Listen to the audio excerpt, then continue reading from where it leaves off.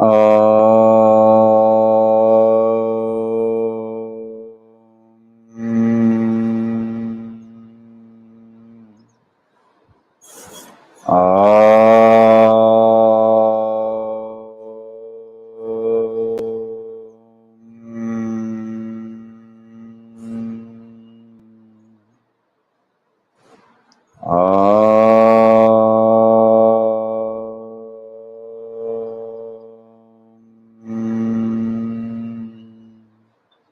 श्री गुरु गणेशाभ्यां नमः। हरिः ओम। गीता स्वाध्याय 221वें सेशन में आपका स्वागत है। अभी हम अध्ययन कर रहे हैं 12वां अध्याय भक्ति योग, और हमने पिछले दिन 17वां श्लोक का अध्ययन किया था, उसको एक बार दोहरा लेते हैं। यो न हृष्यति न द्वेष्टि न शोचति न कांक्षति शुभाशुभ परित्यागी भक्तिमान्यः स मे प्रियः। श्री कृष्ण ने यहाँ हमें बताया कि उसके अंदर में कितनी लेवल की समता है। इसी श्लोक को और थोड़ा डिटेल करते हैं और एक सुंदर सा एग्जाम्पल के माध्यम से, और या एक एक्चुअली विभाजन से के माध्यम से हमें समझाते हैं 18वें श्लोक के अंदर में। 18वां श्लोक ले लीजिए। समशत्रौ च मित्रे च समशत्रौ च मित्रे च तथा मानापमानयोः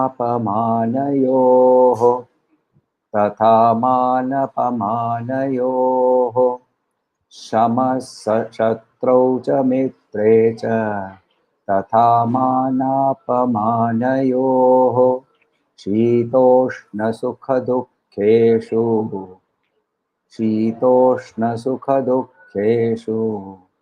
समसंगविवर्जितः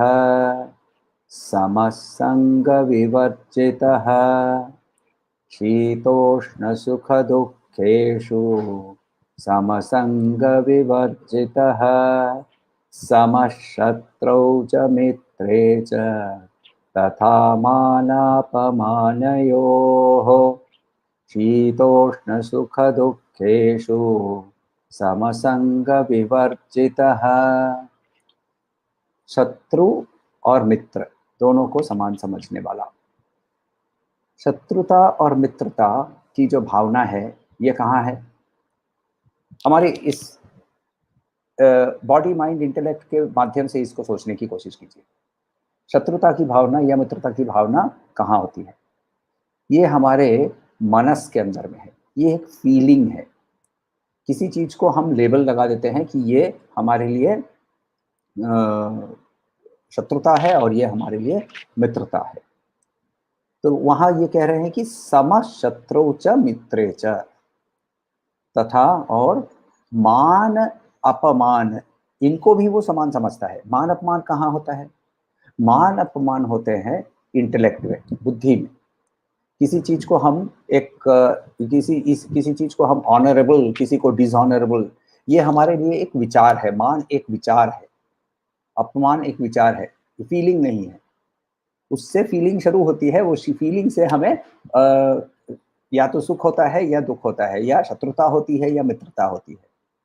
तो मान अपमान के बारे में बताया। दूसरा श्लोक में बोलते हैं शीत उष्ण। शीत और उष्ण कहाँ फील करते हैं हम? उसको हम शरीर में फील करते हैं। तो शीत और उष्ण को भी वो समान समझो। सुख और दुख, ये तीनों जो लेवल की बात कर रहे हैं। देखिए एग्जैक्टली यहाँ शत्रुता की बात नहीं हो रही है। यहाँ शत्रुता और मित्रता एक एग्जाम्पल है। शत्रुता और मित्रता हमारे मनस के अंदर में उत्पन्न होने की भावनाएं जो हैं, वो उनकी एक एग्जाम्पल लेकर शत्रुता और मित्रता के बारे में बात कर रहे हैं।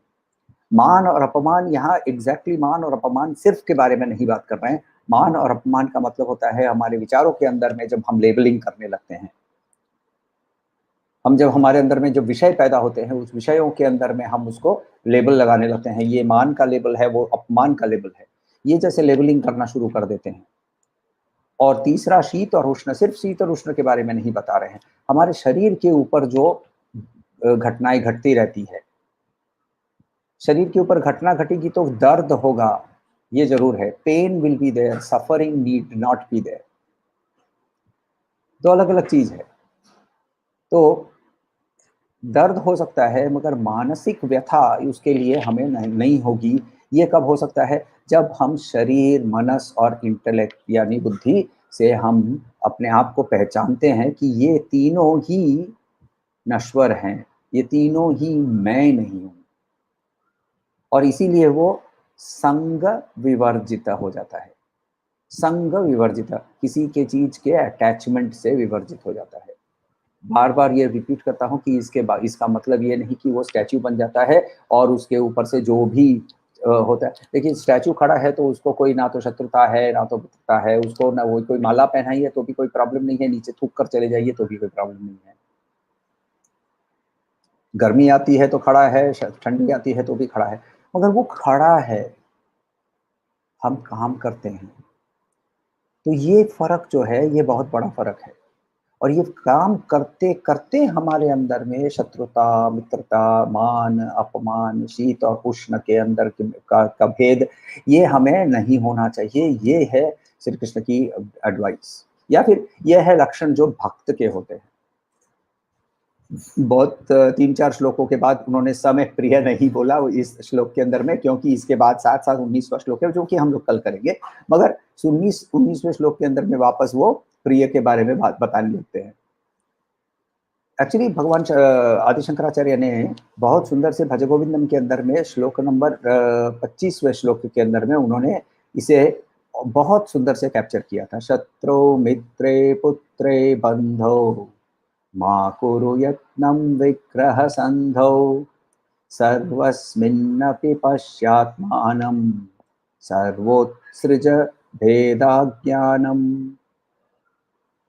शत्रौ मित्रे पुत्रे बंधो मा कुरु यत्नं विग्रह संधौ सर्वस्मिन्नपि पश्यात्मानं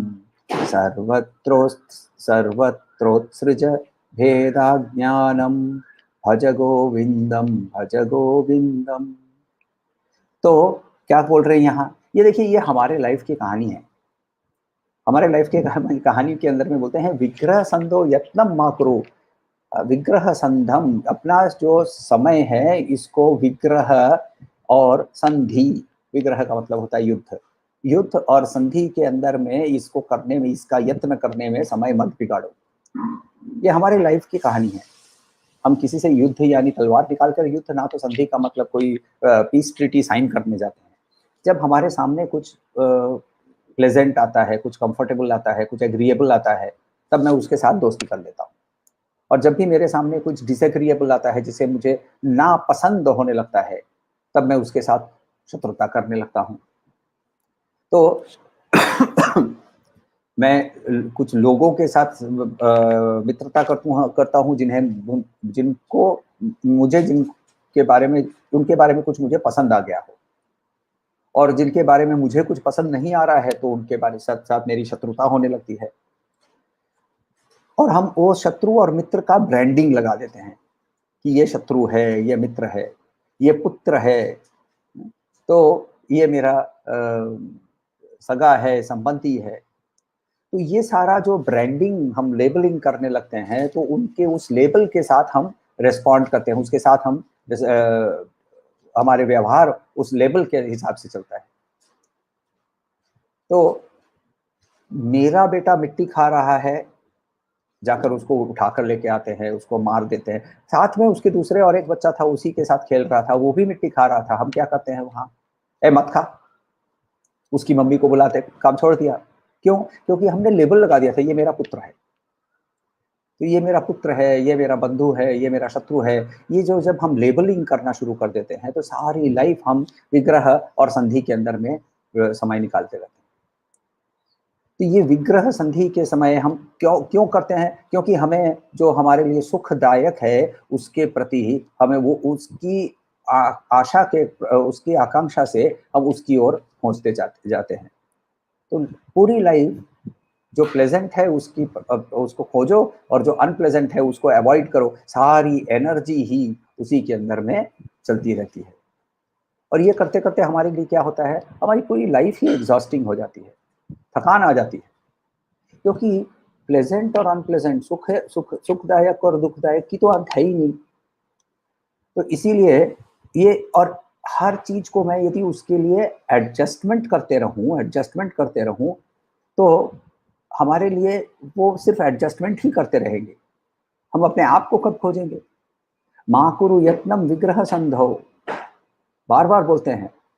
तो बोलते हैं कि हमारे आजू बाजू में जो चीजें है उसको हम रीअरेंज करने की कोशिश करते हैं कि ये हमारे हमारे लायक हो जाए। घर को रीअरेंज करते हैं कभी कभी। ये बहुत बोर हो गया हूँ, ऐसा ये देखकर बहुत बोर हो गया हूँ। क्यों बोर हो गए हो? क्योंकि आपको अभी वो अनप्लेजेंट लगने लगा। वही घर के अंदर में आपने थोड़ा सा बदल दिया, अरे वाह कितना सुंदर लगने लगा। ये सुंदर और कुछ बदला क्या सचमुच में? सोचिए इसके अंदर में कि कुछ बदला क्या। और ऐसा भी होता है कि अच्छा इस टेबल को यहाँ से लेकर वहां ले जाओ, बहुत अच्छा लगेगा। लेके गया, नहीं अच्छा नहीं लग रहा है, वहां से नहीं दूसरी जगह ले जाओ। सारी लाइफ यही कर रहे हैं हम नौकरियों को रीअरेंज कर रहे हैं, घरों को रीअरेंज कर रहे हैं, कभी कभी तो हमारे पास के करीब मित्रों को भी रीअरेंज कर रहे हैं।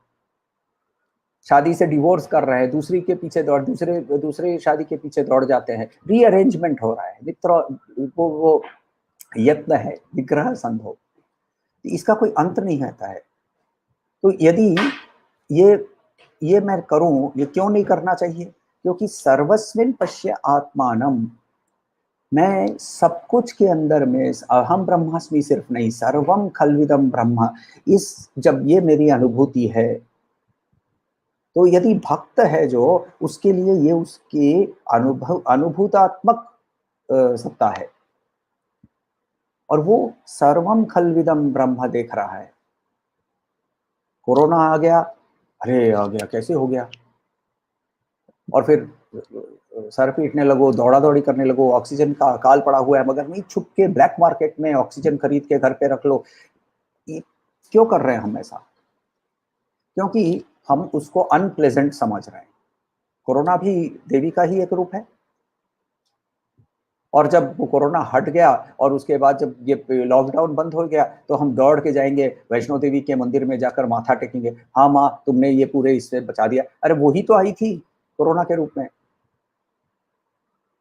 तो इसीलिए वो बोल रहे हैं कि सर्वस्मिन् पश्य आत्मानम, और फिर बोल रहे हैं सर्वत्र उत्सृज भेद अज्ञानम। गीता की ही लैंग्वेज है ये। भेद अज्ञान को उत्सृज, उत्सृज का मतलब छोड़ देना, विसर्जन वर्ड हम लोगों ने देखा है, वैसे उत्सृज। तो भेद और अज्ञान को, दोनों को तुम छोड़ दो। क्यों? क्योंकि भेद जो है वो बाहरी बॉडी माइंड इंटेलेक्ट का, शरीर मनस बुद्धि के क्या का भेद है। तो एक्सटर्नल अपीयरेंस जो है वो हमारे लिए शरीर मनस और बुद्धि से आता है। वो एक्सटर्नल अपीयरेंस सच नहीं है, वो तो बदलते रहता है और बदलते रहेगा। उसके साथ का जो वो भेद जो हमारे मन में है, वो भेद हमारे अज्ञान के माध्यम से आता है। उस अज्ञान को ही त्याग दो, और जब उसको हम त्याग देते हैं तभी हमारे लिए हम सब कुछ के अंदर में सर्वम ब्रह्ममयम जगत, सर्वम विष्णुमयम जगत, सर्वम देवीमयम जगत की सिचुएशन में पहुंच सकते हैं। हमारी सिचुएशन के से अलग वाली सिचुएशन है वो। हमारी सिचुएशन है रिएक्शन की सिचुएशन। तो ये हुआ, अरे अरे अरे, वो हुआ, अरे वाह वाह वाह वाह। ये कंटिन्यूअसली ये जो हमारे अंदर में स्विंगिंग हो रही है, ये स्विंगिंग से अलग हो जाने के लिए बॉडी माइंड इंटेलेक्ट, शरीर मनस बुद्धि तीनों के एग्जाम्पल देकर कहते हैं समशत्रौ च मित्रे च तथा मानापमानयोः शीतोष्ण सुख दुखेषु समसंग विवर्जितः। तो इसीलिए बार बार श्री कृष्ण ये पूरे श्लोक अभी तक के भक्ति योग के अंदर में हमें गुणों की लिस्ट सुना रहे हैं। ये गुणों की लिस्ट क्या है? ये लिस्ट वो है जो कि एक भक्त के अंदर में ऑटोमेटिकली उत्पन्न होती रहती है। ऑटोमेटिकली कुछ नहीं होता है, उसके लिए ये भक्त ने प्रयास किया है, उपासना की है। कर्म से लेकर, कर्म योग से लेकर, कर्म संन्यास से लेकर, ध्यान से लेकर, विभूति योग से लेकर विश्वरूप के दर्शन तक उसने ये यात्रा पूर्ण की है, तब वो जाकर भक्त बना है। मगर इसका मतलब ये नहीं कि हमें इसकी प्रैक्टिस नहीं करनी है, इसके बारे में हमें सतर्क नहीं रहना है। प्रॉब्लम ये है कि हम सतर्क नहीं रहते हैं, मगर उसके लिए हम लोगों को पहले भी श्री कृष्ण ने कहा था कि एक भक्त का ये भी गुण होता है कि वो दक्ष होता है। दक्ष का मतलब सजग होता है। किस चीज़ के बारे में? उसके मन के अंदर में उठते और बैठ और गिरते जो लहर है, उसको वो बहुत अच्छी तरह से देख सकता है। तो उसके लिए हम अपने शरीर, मनस और बुद्धि से थोड़ा-सा अलग हो जाएँ और साक्षी के हिसाब से उसको देखें, तो तुरंत ही हमें पता चल जाएगा कि हम वो सिर्फ़ उधर उठती-बैठती लहर है। वो मुझ में है, मैं उनमें नहीं हूँ, ये भी श्री कृष्ण ने कहा हुआ था। और जैसे ही मैं उनमें से हट जाता हूँ, उस वाली फीलिंग के अंदर में से मैं हट जाता हूँ, वो फीलिंग अपने आप ही शांत हो जाती है। क्योंकि भक्त जो है, वो उसको ये सारे से वो क्यों उसके लिए ये सब तुच्छ लगता है। ये ये तुच्छ का मतलब ये नहीं कि वो नीचा है, तुच्छ का मतलब ये कि वो ये सब से मुझे कोई विकार नहीं हो रहा है। क्यों नहीं हो रहा है? क्योंकि उसको प्रज्ञा और आनंद प्राप्त हो चुका है। प्रज्ञा और आनंद प्राप्त होने के कारण उसको और किसी चीज से विचलित नहीं होना पड़ता। कोई सवाल हो तो पूछिएगा। कल हम लोग 19वें और 20वें श्लोकों को पूरा करेंगे और करके हम इस अध्याय को पूर्ण करेंगे और अध्याय को पूर्ण करने के बाद एक छोटी सी एक्सरसाइज रहेगी जो कि हम लोग 12-14 दिन के लिए उस एक्सरसाइज को करेंगे। इसका मतलब ये नहीं कि पुरानी एक्सरसाइजेस को छोड़ देना है, पुराने अभ्यासों को छोड़ देना है। ये अभ्यास भी साथ-साथ जुड़ती जाएगी। उपासना और अभ्यास कभी भी कम नहीं होती है, बढ़ती जाती है। तो ये हम लोगों को थोड़ा-सा अभ्यास और भी करना पड़ेगा। तो